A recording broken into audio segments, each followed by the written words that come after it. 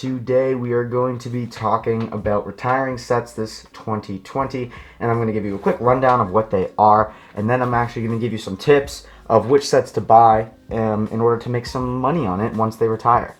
So first, like I said, let's jump right into the list.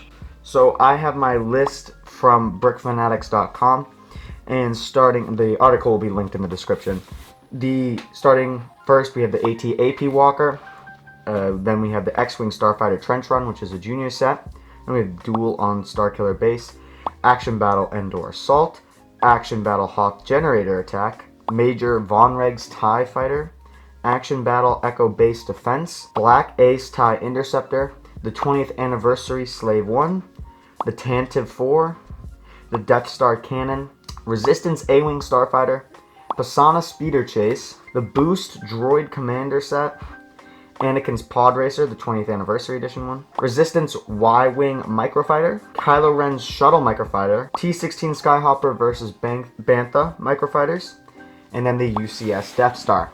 Now, if you guys want to pick up any of those sets, I'd recommend doing it now before they retire later this 2020 around December. So once again, the article will be linked in the description if you want to see what sets are retiring. Now on to what will be good for reselling.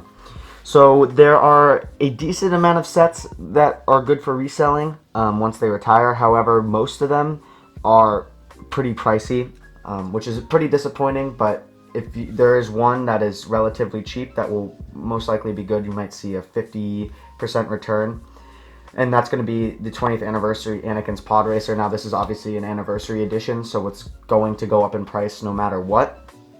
Just like how the AT-RT, the Snowspeeder, and the Imperial Dropship have increased in price in the secondary market, most notably the AT-RT and the Snowspeeder, which have basically doubled, if not tripled, in price by now. The Anakin's Pod Racer, I might see a 50% return, which basically means you can buy it for $30 and then sell it for $45, and you'll get a $15 or 50% return. Although if you wait, I'm sure it'll maybe double at some point, but that will probably be in over maybe 2 or 3 year period, because the Anakin's Pod Racer was out for a long time, and it's not as an iconic ship or vehicle like the AT-RT, where you get clones, or the Snowspeeder, and so on and so forth. The only redeeming thing I think about it is that you get the Luke Skywalker, so that will definitely will keep the resale price relatively high. Next up is going to be the AT-AP Walker. So I actually already bought this set and resold it when Lego was having some issues with factories and it was out of stock on Lego, and I made a profit on that, about a $25 profit on that set. So even when it's not retired yet, it already has a good margin, good profit margin, nearly 50% right there. So definitely pick this one up. If you can, of course, it'll probably increase in price relatively quickly. I'd say within about a year, it'd be around $100, $90 to $100. You'll see the average price that it's sold for, new sealed. Next up is going to be the 20th Anniversary Slave 1. This is in the same vein as the Pod Racer. It's a 20th Anniversary set, but also, since it is a Slave 1, which is a very popular ship, it's going to increase in price even faster, and also it's more expensive, so some people didn't get it when it was out, and that Leia minifigure will be pretty sought after because, again, very expensive set that it came in. So definitely something I would consider picking up for reselling purposes. Again, within a year, I would assume you can probably sell it for $150, and that's on the low end, possibly closer to $180. Coming up next is going to be the Tantive 4. Now, this is a pretty obvious choice, that it is pretty much a collectibles set, even though it's not really, and it has a nice black box art, and so that's going to kind of increase the price. Boxes always increase the price of sets. And a lot of people consider this the best Tantive 4, pretty much because it is the best Tantive 4. It comes with the Bail Organa minifigure, so that's definitely something that will increase the price. Again, this is a bit hefty of a set. This is around $200. You may see a 25% return within the first year, so you can sell it for $250 possibly. Although this is definitely going to be a longer term item, so you're going to hold on to it for a longer period of time, and it'll increase in price over a longer period of time, or you'll see a significant increase in price over a longer period of time.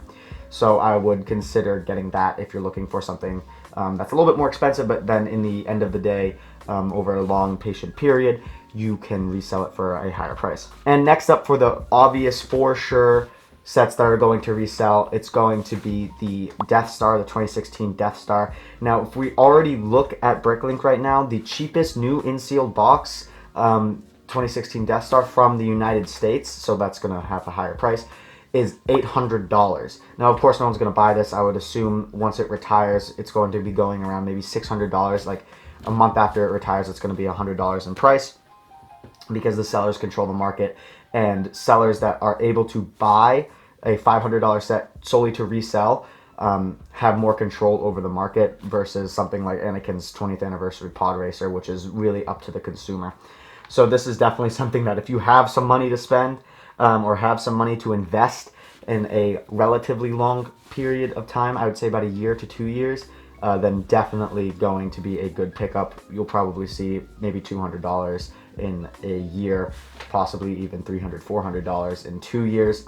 So those are the pretty for sure things that will definitely go up in resale price. Now, I have some half predictions that might go up in price, although I'm not too sure. First up, I think is going to be a 50-50 toss-up, and that's going to be the Resistance A-Wing. So this one I think may be able to resell in maybe 2 years, mainly because it's a relatively good, robust build.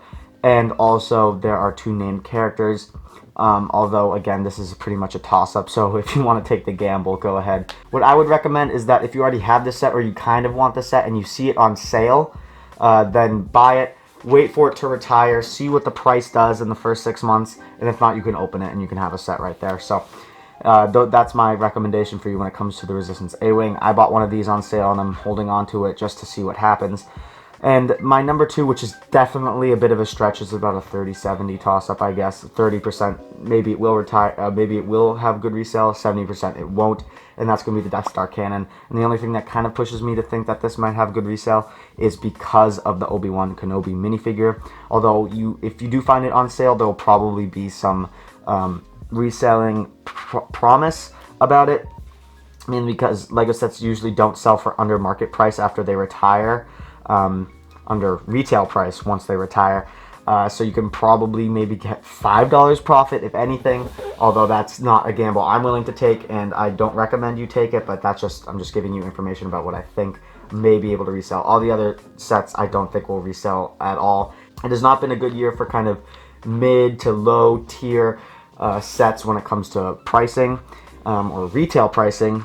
So it's definitely going to be larger investments that you're going to have to do for this retiring wave. Again, no battle packs means that there's no real easy money going around. But if you found this video informative, please drop a like down below. Do you agree with my list about what I think may resell? Drop a comment down below. Let me know what you think. Also, subscribe for more content. Thank you guys so much for watching. I'll see you guys all later.